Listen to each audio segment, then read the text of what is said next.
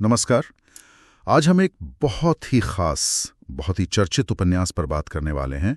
धर्मवीर भारती जी का लिखा हुआ गुनाहों का देवता। जी हाँ। ये 1949 में आया था जी।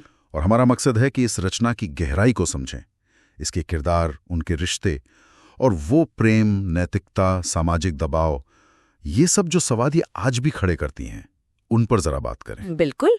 और ये कहानी है असल में चंदर और सुधा की। हाँ, उनके इर्द गिर्द घूमती है और उनके बीच एक ऐसा रिश्ता है जिसे लोग अक्सर पवित्र कह देते हैं। हाँ। मतलब इतना नाजुक कि लगता है छूने से या कहने से शायद मैला हो जाए। सही। लेकिन साथ ही वो इतना मानवीय भी है कि हम सबको उसमें कहीं ना कहीं अपनी जिंदगी की कोई कश्मकश, कोई झलक दिख जाती है। हाँ, ये बात तो है। कहानी इलाहाबाद में सेट है, आज़ादी के फौरन बाद का समय। जी। और ये रिश्ता है बड़ा अनोखा। चंदर एक तेज तर्रार होनहार लड़का अपने प्रोफेसर की बेटी सुधा, उससे गहरा जुड़ाव महसूस करता है।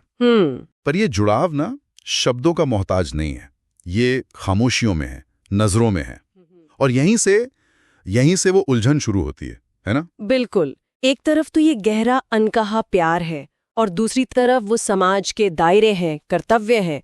सुधा के लिए तो खासकर अपनी पिता की इच्छाएं हैं, समाज की उम्मीदें, वो उनमें बंधी हुई है। हाँ, और यहीं पर मुझे लगता है उपन्यास का जो शीर्षक है गुनाहों का देवता, वो सोचने पर मजबूर करता है। बहुत ज्यादा। चंदर खुद को गुनाहों का देवता क्यों मानने लगता है? क्या उसका प्यार ही गुनाह है? या ये एहसास इसलिए है कि वो सुधा के पिता, जिन्होंने उसे बेटे की तरह माना, उनका भरोसा तोड़ने का डर है। हाँ, ये बहुत गहरी नैतिक कश्मकश है। मतलब अपने अंदर की आवाज, अपना ज़मीर और दुनिया के जो उसूल हैं, जो नियम हैं, उनके बीच का द्वंद्व। वो जैसे अपने ही बनाए हुए आदर्शों के बोझ तले दबा जा रहा है। ये दिलचस्प नजरिया है। मतलब गुनाह यहाँ शायद वो नहीं जो समाज कहता है पाप है, बल्कि चंदर के अपने नैतिक पैमाने पर खुद को दोषी पाना, शायद यही। और ये स्थिति हमें अपनी जिंदगी के कई मोड़ों की याद दिला देती है। कई बार होता है ना, ऐसे फैसले लेने पड़ते हैं जहां दिल कुछ और कह रहा होता है और दिमाग या जिम्मेदारी कुछ और। हाँ, बिल्कुल। व्यक्तिगत इच्छा और सामाजिक अपेक्षा, ये तनाव तो आज भी उतना ही सच है, शायद हमेशा रहेगा। बिल्कुल। और भारती जी ने ना इस तनाव को सिर्फ चंदर और सुधा तक ही नहीं रखा है। कहानी में और भी किरदार हैं, जैसे विनती है। उसके जरिए एक तरफा प्यार, समर्पण का एक अलग रंग दिखता है, जो शायद समाज को ज्यादा आसानी से मंजूर हो। अच्छा। और फिर पम्मी का किरदार है। वो उस दौर के हिसाब से कहीं ज्यादा बिंदास है, सामाजिक बंधनों को जैसे चुनौती देती नजर आती है। तो ये अलग अलग किरदार कहानी को और परते देते हैं, दिखाते हैं कि भाई प्यार को निभाने के, जिम्मेदारियों को देखने के कितने अलग अलग तरीके हो सकते हैं। और जिस तरह से भारती जी ने लिखा है, वो भाषा, उसमें एक अजीब सी कशिश है, एक दर्द है। उन्होंने खुद भी कहा था कि इसे लिखना उनके लिए एक प्रार्थना की तरह था, जैसे मुश्किल वक्त में कोई दुआ करता है। हाँ, शायद यही वजह है कि इतने साल बाद भी ये कहानी सीधे दिल तक पहुंचती है। हाँ, आलोचनाएं भी हुई होंगी जरूर।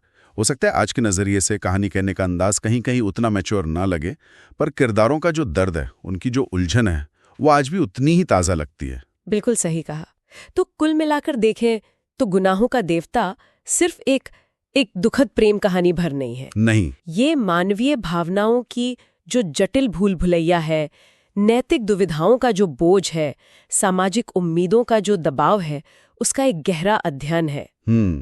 ये हमें सोचने पे मजबूर करती है कि प्यार की कीमत क्या होती है, सही और गलत के बीच की वो लकीर कितनी धुंधली हो सकती है कभी-कभी, और कैसे खामोशी में कही गई बातें शब्दों से ज्यादा भारी हो जाती हैं। हाँ। चंदर और सुधा का रिश्ता वो एक प्रतीक बन जाता है उन अनकहे बलिदानों का, जो हम जाने अनजाने रिश्तों में दे देते हैं। बिल्कुल।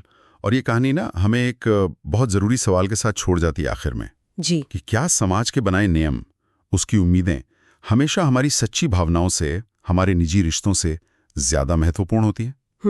या फिर कुछ रिश्ते ऐसे भी होते हैं जो हर परिभाषा, हर दायरे से परे होते हैं और दिलों में हमेशा जिंदा रहते हैं, कभी एक अनकहे गुनाह की तरह, तो कभी एक खामोश पूजा की तरह। इस पर सोचना तो बनता है।